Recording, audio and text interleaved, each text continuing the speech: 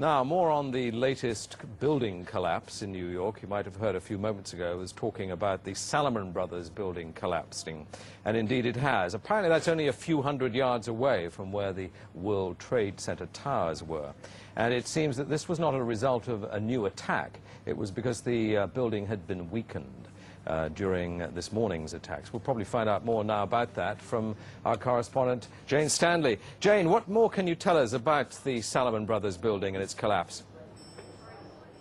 Well, only really what you already know. Details are very, very sketchy. There's almost a sense downtown in New York behind me, down by the World Trade Centers, of just an area completely closed off as the rescue workers try to do their job. But this isn't the first building that has suffered as a result. We know that part of the Marriott Hotel next to the World Trade Center also collapsed as a result of this huge amount of falling debris from 110 floors of the two twin towers of the World Trade Center.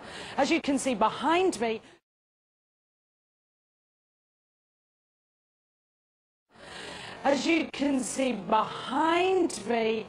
the Trade Center appears to be still burning. We see these huge clouds of smoke and ash, and we know that behind that there's an empty piece of what was a very familiar New York skyline, a symbol of the financial prosperity of this city, but completely disappeared now, and New York is still unable to take on board what has happened to them today. But New York, very much a city still in chaos. The phones are not working properly, the subway lines are not working properly, and we know that down there near the World Trade Center there are 3 schools that are being turned into triage centers for emergency treatment. I said, you know, we've had such terrible loss of life.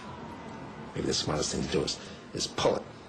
And they made that decision to pull, and then we watched the building collapse.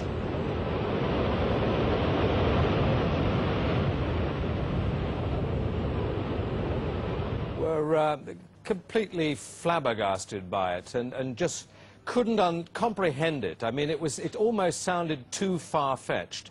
I was wondering what it's felt like for you being in Manhattan. Well, unfortunately, I think we've lost the line with Jane Stanley in Manhattan. Perhaps we can rejoin her and follow that up later.